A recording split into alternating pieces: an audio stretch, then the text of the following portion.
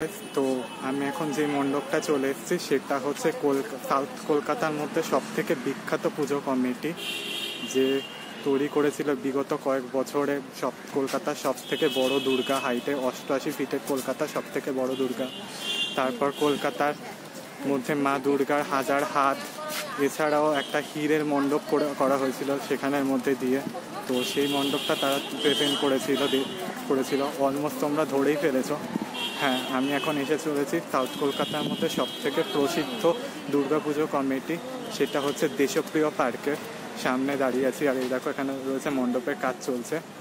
তো চলো এখানে কীরকম মণ্ডপের প্রস্তুতি চলছে সেটা তোমাদের সামনে শেয়ার করতে চলেছি ভিডিওর মাধ্যমে। তো ভিডিওটা ভালো লাগলে একটা লাইক করে দিও, বেশি করে শেয়ার করো, চ্যানেলে নতুন হয়ে থাকলে সাবস্ক্রাইব করে দিও, আর বেল আইকনটা প্রেস করে দিও। কমেন্টসের মাধ্যমে জানিও ভিডিওটা কেমন লাগলো, শুরু হওয়ার আগে কমেন্টস করে জানিয়ে দিও ভিডিওটা কেমন লাগলো।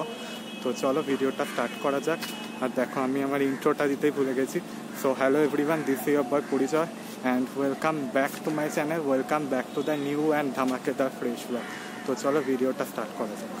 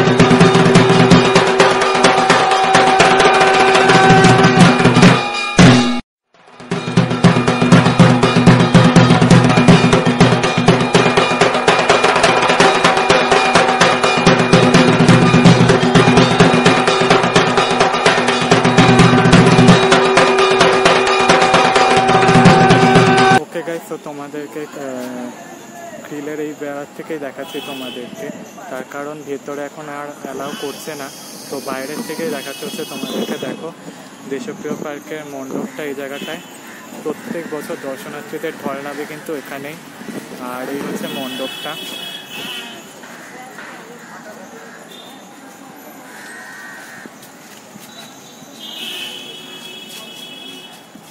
প্রত্যেক বছর কিন্তু এখানে সাবেকিয়ানার প্রতিমা তোমরা দেখতেই পাবে। কোনো না কোনো নতুনত্ব থাকে কিন্তু দেশপ্রিয় পার্কে। এই বছরও তাদের কিন্তু ব্যতিক্রম নয়। এই বছরও তারা কিন্তু নতুনত্ব নিয়ে আনতে চলেছে।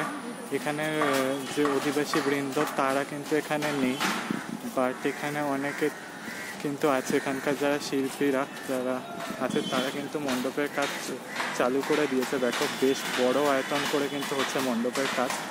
মাঠে গেলাম না এই কারণে, তার কারণ আজকে বৃষ্টি হয়েছে অনেকটাই সাউথ কলকাতার মধ্যে। আর পুরো মাঠে হচ্ছে জলে ভর্তি আছে আর কাদা আছে। দেখো তোমাদেরকে দেখাচ্ছি, মানে বিভৎস কাদা ভর্তি এখানে। তো সেই জন্য আমি আর মাঠে নামলাম না, দূর থেকে তোমাদেরকে দেখাচ্ছি। দেখো দেশপ্রিয় পার্কের মণ্ডপটা, কলকাতার সবথেকে বড় দুর্গা, কলকাতার সবথেকে বড় 1000 হাতের দুর্গা করেছিল। তারপর 1000 হাতের দুর্গা করেছিল।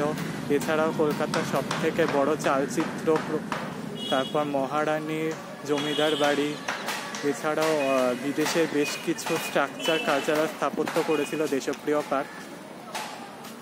আর এবছরে তাদের নিবেদন ঠিক আলাদা হতে চলেছে, সাবেকিয়ানা হতে চলেছে। আর পুরো মণ্ডপের কাজটা কিন্তু চালু হয়ে গেছে, বেশ কয়েক সপ্তাহ হয়ে গেল মণ্ডপের কাজ চালু হয়ে গেছে। প্রায় 1 সপ্তাহ ধরে মণ্ডপের কাজ চালু হয়েছে। আর বেশ বড় আয়তন নিয়ে বড় জায়গা জুড়ে কিন্তু হচ্ছে দেশপ্রিয় পার্কের মণ্ডপটা।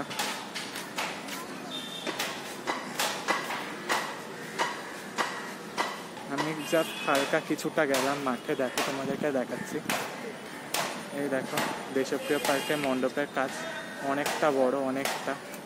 এখানে বেশ কিছু জায়গায় বাঁশ আছে, আর এখন ওই দিকটা টিনে দিয়ে ঘেরা আছে। যখন প্রতিমা দর্শন করতে আসে যারা, তখন জিগজ্যাগ করে দর্শনার্থীদেরকে মণ্ডপে ঢোকানো হয়, আবার ঠিক জিগজ্যাগ করে বের করে দেওয়া হয়। এক্সিট পয়েন্ট হিসেবে, তো তারা ঠাকুর দেখতে পারবে। আর এবছর কিন্তু বাংলার দুর্গাপুজো কিন্তু ইউনেস্কো হেরিটেজ সম্মান পেয়েছে, যার জন্য দেশপ্রিয় পার্কও কিন্তু লেগে পড়েছে তাদের বিশাল মণ্ডপের কাজ নিয়ে। তোমরা দেখতেই পাচ্ছ, দেখো একবার তোমাদেরকে দেখাচ্ছি। তো চলো একবার সিনেমেটিক শটসটা দেখে নাও।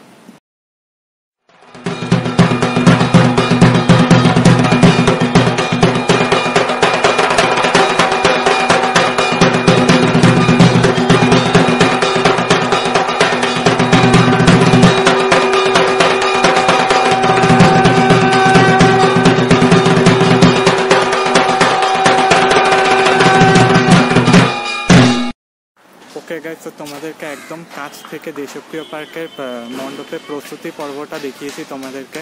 আশা করছি তোমাদের এই প্রস্তুতি পর্বটা ভালো লেগেছে। যদি ভালো লেগে থাকে তাহলে প্লিজ একটা লাইক করে দিও, বেশি করে শেয়ার করো। চ্যানেলে নতুন হয়ে থাকলে অবশ্যই সাবস্ক্রাইব করে দিও।